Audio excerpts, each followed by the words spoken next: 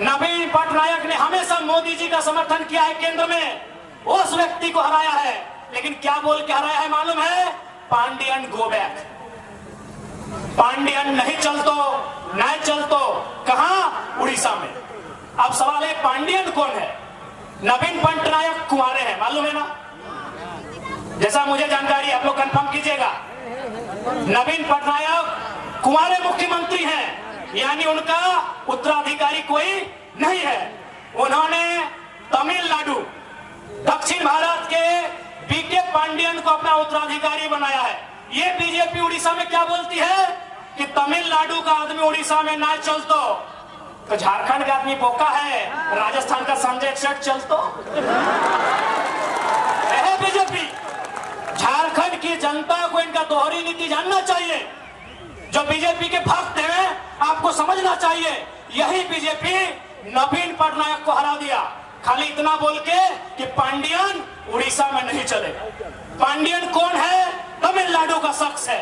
वो नवीन पटनायक जी का सलाहकार था और आज नवीन पटनायक उनको अपना उत्तराधिकारी बनाना चाहते थे। जैसे गुरु जी का हेमंत सोरेन बने, नवीन पटनायक पांडियन को अपना उत्तराधिकारी बनाना चाहते थे और बीजेपी ने नारा दिया बाहरी नहीं चलेगा। तो जब उड़ीसा में बाहरी नहीं चलेगा तो झारखंड अली बाबा का ढाबा है या छत्तीसगढ़ का सीएम काहे चलेगा? यहाँ माननीय रघुवर दास काहे सीएम बने? ये बीजेपी से सवाल होना चाहिए। यही बीजेपी उड़ीसा में क्या कहती है? Pandian go back. पांडियन उड़ीसा में नहीं चलेगा। पांडियन दक्षिण भारत का है। पांडियन आएगा तो उड़ीसा की संस्कृति पे असर पड़ेगा, उड़ीसा की सभ्यता पे असर पड़ेगा, उड़ीसा की भाषा पे असर पड़ेगा। तो हम भी कहते हैं बीजेपी वालों से, अगर संजय सेठ आएंगे, अगर पीडी राम आएंगे, अगर जयंत सिन्हा आएंगे, अगर राज सिन्हा आएंगे, अगर बिरंची नारायण आएंगे, तो झारखंड की भाषा, झारखंड की सभ्यता पे असर पड़ेगा, असर पड़ेगा झारखंड की परंपरा पे। इसलिए माननीय हेमंत बिस्वा जी, मैं ये संदेश आप तक देना चाहूंगा। मैं तारीफ करूंगा आपकी, आप बहुत कुशल राजनेता है, आप बहुत ही माहिर खिलाड़ी हैं राजनीति के। आपने लोबिन हेमराम जो कहते थे कि जब तक गुरु जी जिंदा है गर्दन कटा देंगे लेकिन जेएमएम से नाता नहीं तोड़ेंगे, आपने उस शख्स को फोड़ा है, आपकी तारीफ है। लेकिन सवाल है कि उड़ीसा में आपकी बीजेपी नारा लगाती है पांडियन गो बैक, तो झारखंड में संजय सेठ का वेलकम क्यों?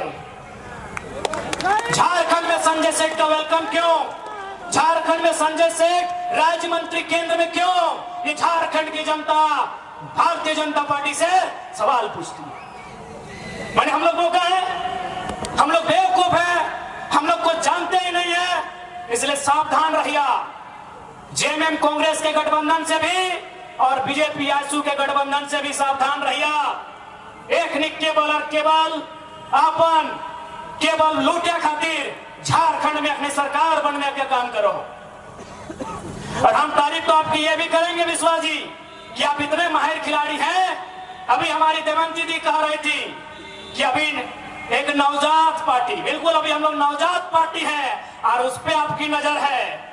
मीडिया वालों से बहुत अच्छा मीटिंग कर रहे हैं, पैकेज भी अच्छा दे रहे हैं, बहुत माहिर खिलाड़ी है माननीय विश्वास जी। आपकी इस कुशलता का हम तारीफ करते हैं। आप इतने माहिर खिलाड़ी हैं कि एक नवजात पार्टी जयराम महतो के नेतृत्व में झारखंड लोकतांत्रिक क्रांतिकारी मोर्चा के खिलाफ भी आप बहुत साजिश कर रहे हैं। चलिए स्वागत है, आपकी साजिश हमें कमजोर नहीं करेगी, दुगना मजबूत बना के हमें सामने लाएगी।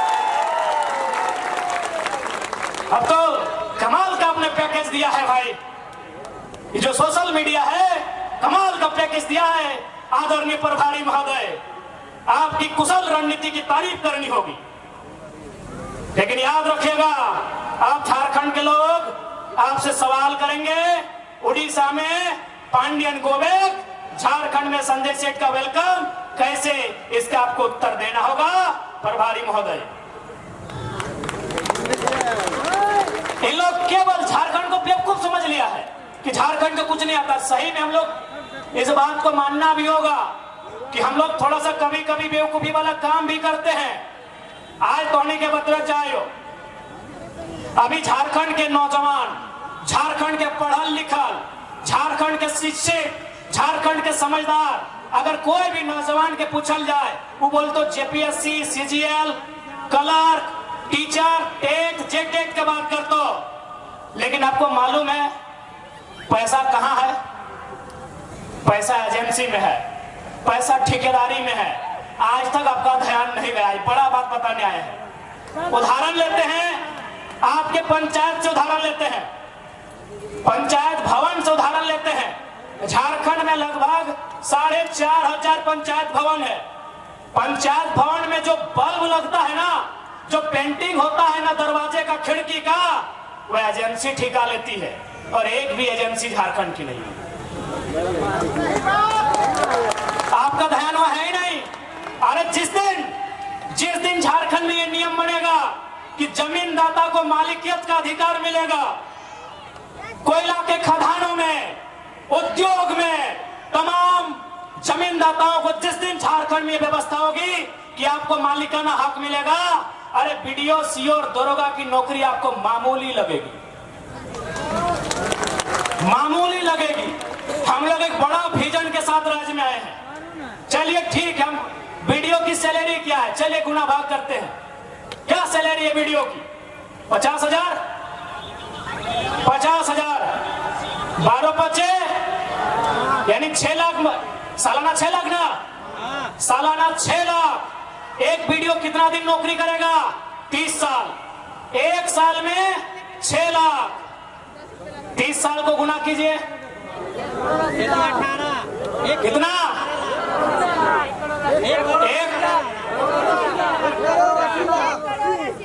ठीक से गुना कर लिए, 6 लाख गुना 30 साल, यानी 6 लाख में अगर 1 जीरो देंगे 30 का तो 60 लाख।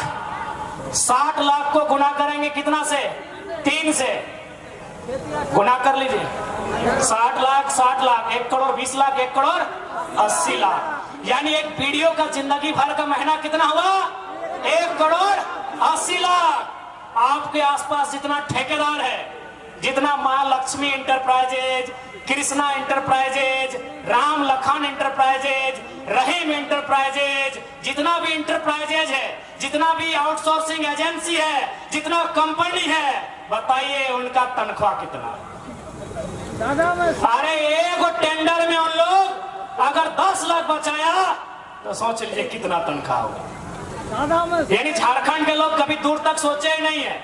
उनको लगता है बीडीओ का नौकरी बहुत बड़ा है, उनको लगता है सीओ का नौकरी बहुत बड़ा है, उनको लगता है सीजीएल का नौकरी बहुत बड़ा है।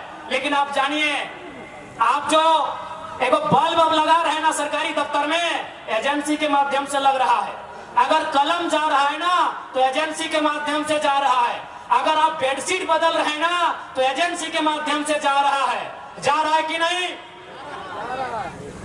अरे उतना तो छोड़िए, अब स्कूल में प्रिंसिपल सरकारी होता है, फिजिक्स का मास्टर सरकारी होता है, मैथ का मास्टर सरकारी होता है, लेकिन टीटी, आईटी और स्पोर्ट टीचर एजेंसी से जाता है।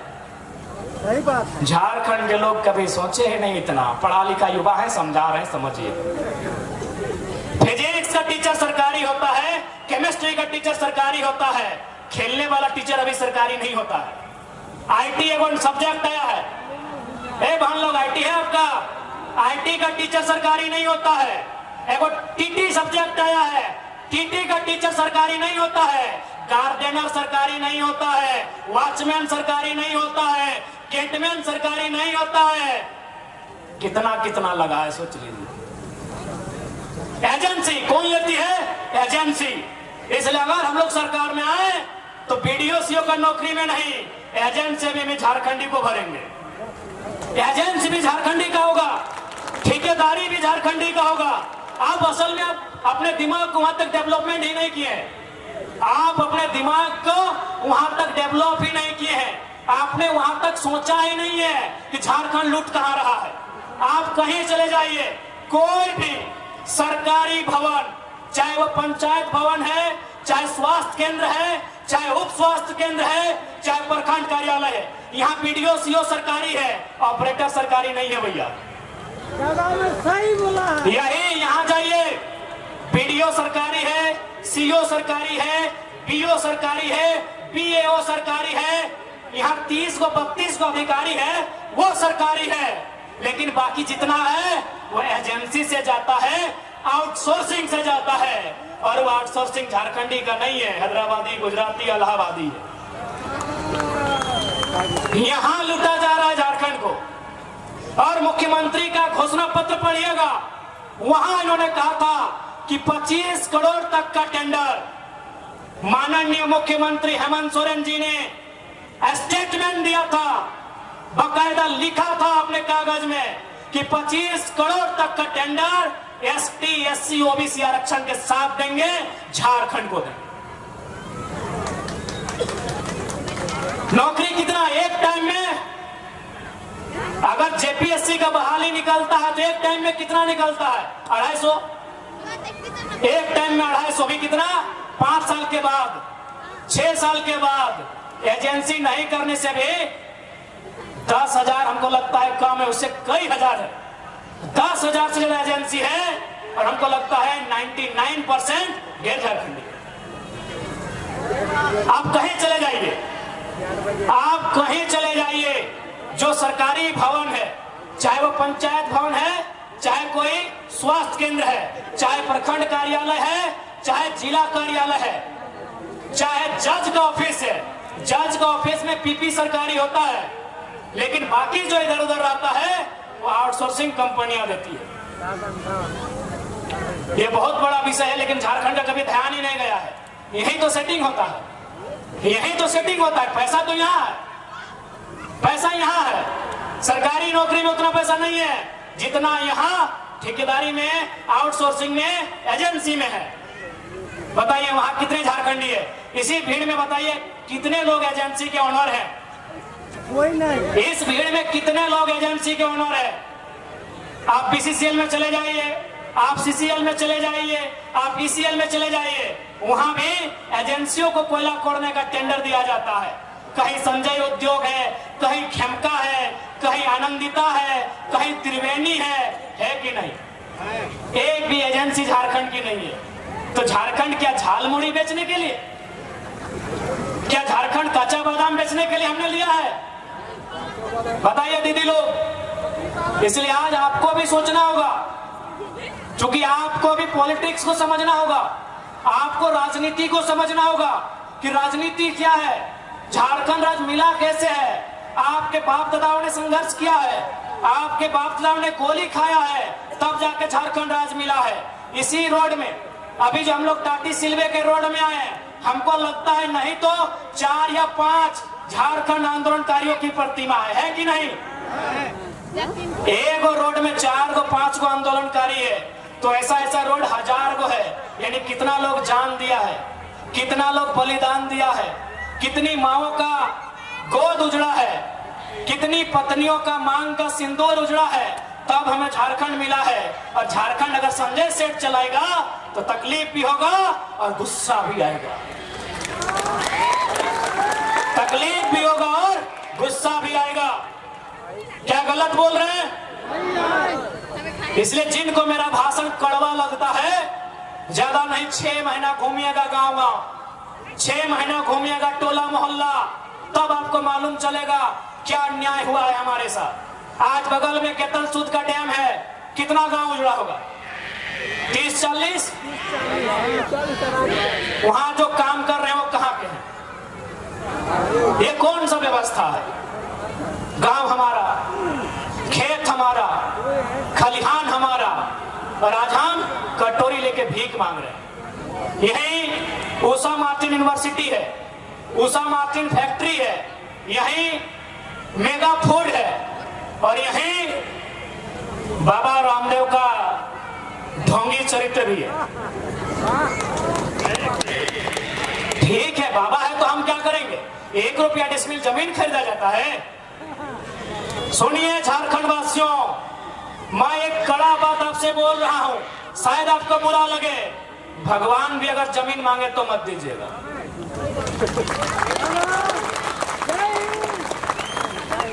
भगवान का आसमान है, धरती का किसान है। मेरी बात आपको बुरा लग रहा होगा, लगे, एक बहुत विद्रोही कवि ने भी लिखा है कि भगवान का आसमान है, धरती किसान का है। भगवान के नाम में भी जमीन मत दीजिएगा। कांके में गौशाला को 108 एकड़ जमीन दिया था, उन्होंने दे दिया डीएवी को। ले दे के आपका जमीन पूंजीपति को जाएगा और आपको भीख मांगना होगा। कोई अगर भगवान के नाम में भी जमीन मांगे मत दीजिएगा। भगवान अगर डायरेक्ट मांगे तब सोचिएगा। भगवान अगर डायरेक्ट मांगे तो सोचिएगा, नहीं तो बाबा रामदेव जिसको लोग पूछते हैं 1 रुपया डिसमिल जमीन लिया है, यहाँ गलत बोल रहे क्या? आवाज नहीं आ रहा है, डर लग रहा है क्या? भगवान अगर डायरेक्ट मांगे, जैसे आसमान में को बड़ा तस्वीर आया, लगे कि हाँ ये भगवान हो सकते हैं, अगर वो डायरेक्ट बोले कि अनगढ़ा के लोगों ये अनगढ़ा का मैदान हमें दे दीजिए, तब सोचिएगा, अभी सोचिएगा, देना नहीं है, सोच के दे दीजिएगा। भगवान का घर आसमान है, ये धरती किसान का है। क्या गलत बोल रहे हैं? इसी तरह झारखंड का जमीन हड़पा गया है। अगर भगवान जी डायरेक्ट मिलते हैं, डायरेक्ट जमीन मांगते हैं, दीजिए, हमें कोई आपत्ति नहीं है। नहीं तो रामदेव बाबा जैसा शख्स जमीन लूटने में देरी नहीं किया। किस